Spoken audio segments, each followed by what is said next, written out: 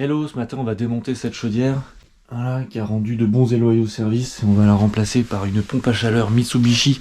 Voilà, c'est le modèle PUZ SWM100 VAA. Donc la particularité hein, c'est le Z qui indique que la machine est réversible et que c'est donc la nouvelle gamme. On a tiré la liaison frigorifique, elle est déjà raccordée sur le groupe extérieur.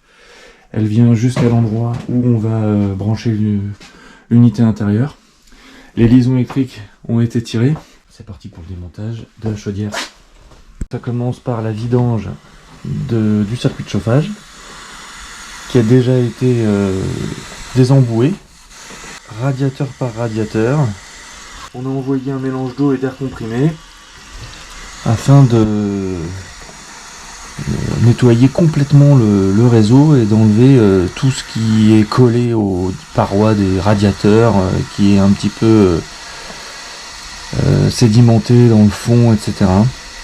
Voilà, donc là on va procéder au vidage non seulement du réseau de chauffage jusqu'à ce qu'on n'ait plus de pression, parce qu'on va couper les tubes, mais également de la partie chaude sanitaire. Voilà, donc là on a les purgeurs qui commencent à aspirer, c'est qu'on est bientôt au bout. On vient de vidanger totalement la partie eau chaude sanitaire, on vient de vidanger complètement la partie chaudière et réseau de chauffage. Et donc là maintenant on va pouvoir procéder à la dépose de la chaudière.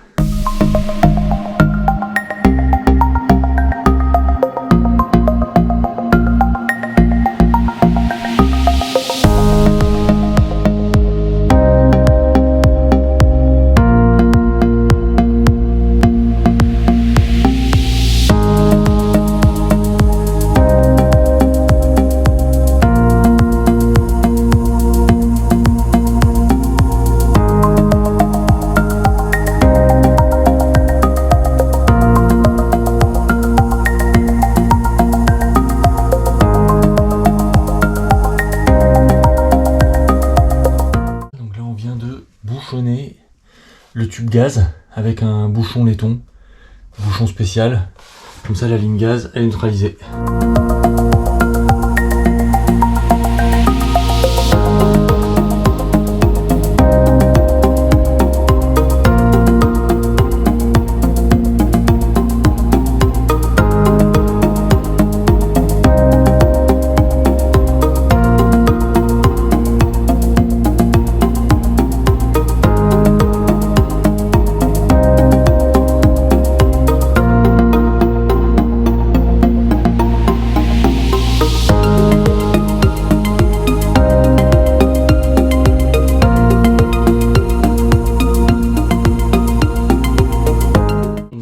Tirer le réseau qui va vers le chauffage, les deux tubes qui sont ici, c'est en attente parce que je sais pas où va arriver le circulateur. L'eau froide sanitaire et l'eau chaude sanitaire sont branchées aussi en définitive sur les tubes calorifugés et en provisoire sur le ballon temporaire. Voilà, donc maintenant on va fixer le module Ecodan.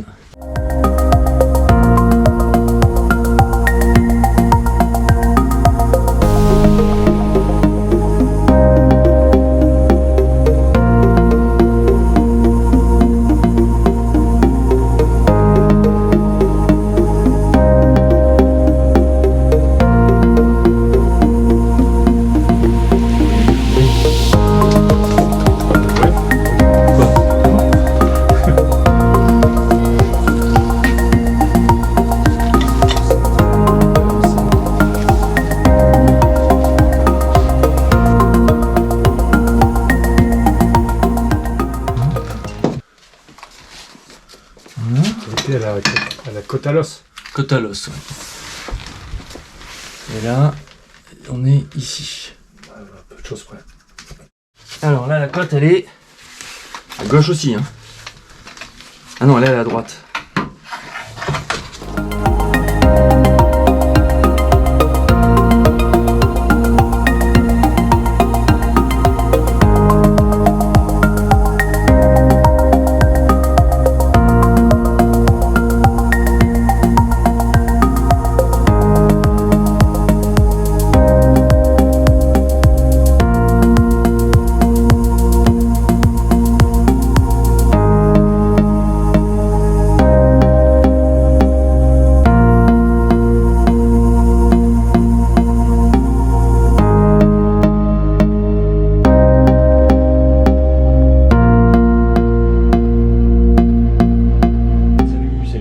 deuxième journée, ça va un petit peu moins vite. Mon collègue est malade, donc je suis obligé d'avancer tout seul. Et bon, le plus dur, c'était de mettre le module Ecodan et de déposer la chaudière. Il est venu m'aider, mais bon, vu son état, je lui ai dit, vaut mieux que tu repartes. Donc ce matin, on va s'occuper de raccorder le primaire sur la bouteille de découplage, de raccorder le réseau de chauffage à la bouteille de découplage également, et puis on verra si on peut faire le tirage au vide pour mettre en route le chauffage le plus vite possible. Le ballon d'eau chaude d'hier était déjà branché, donc le client avait de l'eau chaude, et on fera cette partie-là dans un deuxième temps. Allez, c'est parti.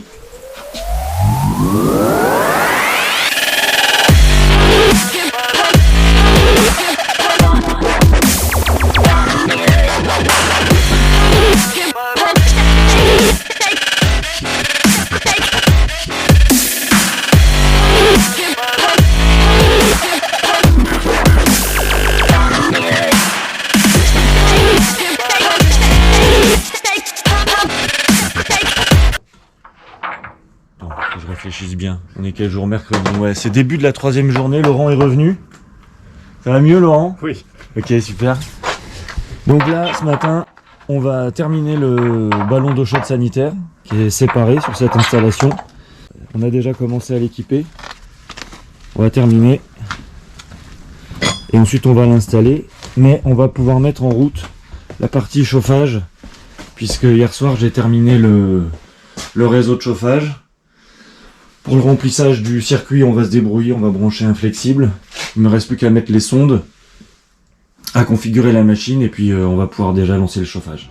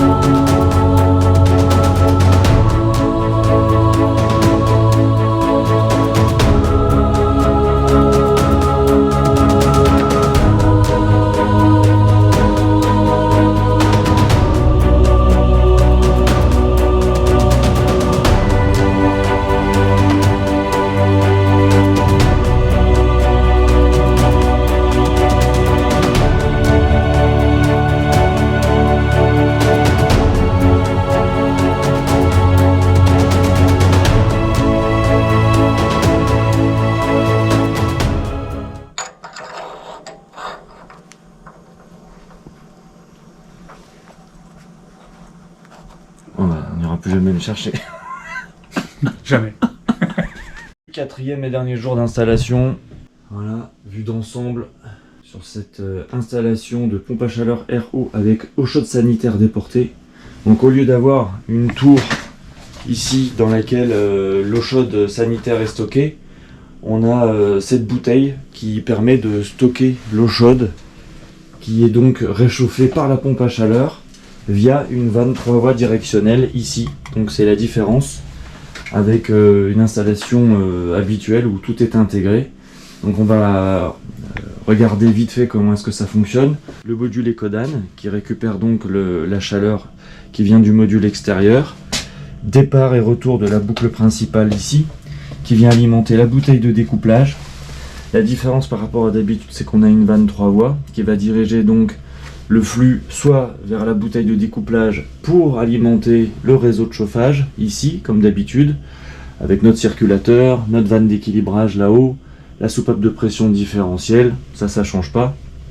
Mais la différence, c'est que cette vanne directionnelle, quand la pompe à chaleur ordonne de faire l'eau chaude sanitaire, qui est toujours prioritaire, va diriger le flux vers l'échangeur du ballon, qui est un serpentin qui fait toute la hauteur du ballon, et le retour se fait par le bas, par le tube bleu, qui revient donc sur le bas du ballon de découplage. Donc Soit on passe par la bouteille de découplage et on fait le chauffage, soit on va directement à l'échangeur du ballon d'eau chaude sanitaire pour réchauffer le stockage des 200 litres. On va passer en revue rapidement ce qu'on a comme équipement sur cette bouteille de 200 litres. Donc ici on a un thermomètre analogique, tout bête, qui permet de prendre la température sur le haut du ballon. Ça c'est un emplacement qui permet de mettre une résistance électrique à la purge basse. Ici on va retrouver le mitigeur de sécurité, le groupe de sécurité bien sûr, et puis on va retrouver évidemment notre départ et notre retour en bas du serpentin pour l'échange de température entre l'eau stockée et la pompe à chaleur. Là on a un vase d'expansion sanitaire pour éviter que le groupe de sécurité fuit en permanence, et puis là on a notre vase d'expansion chauffage pour compléter celui qui est à l'intérieur de la machine et qui n'est pas assez grand. On va vérifier le fonctionnement du module extérieur. Donc voilà, elle tourne assez fort parce que je viens de la mettre en mode température d'eau fixe pour vérifier les points nominaux de fonctionnement. On va regarder ça tout de suite, ça fait à peu près 10 minutes. Voilà, donc je lui ai demandé une température de 50 degrés il y a à peu près un quart d'heure. Donc là, elle a atteint assez rapidement la consigne. Elle est à 51 degrés en température de départ et à 45 degrés en température de retour. Donc c'est parfait pour le delta T du primaire, on est à 6 degrés.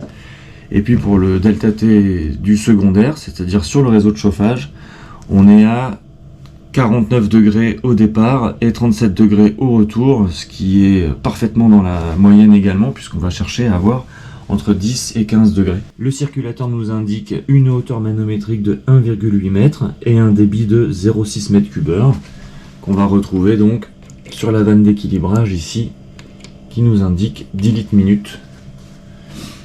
Voilà, tout ceci est alimenté par un tableau électrique tout à fait dédié. Voilà, donc on a récupéré la ligne du disjoncteur principal ici et on a rajouté ce tableau avec un départ pour l'unité intérieure, un départ pour l'unité extérieure et puis un module supplémentaire qui nous a servi à alimenter le ballon provisoire et qui a été mis en attente ici au cas où on souhaite alimenter une résistance d'appoint électrique qui serait mise donc à la place du bouchon. Comme ça, tout est prêt. Et puis évidemment, il ne faut pas oublier la mise à la terre du ballon pour éviter les courants vagabonds et l'effet de pile à l'intérieur du ballon.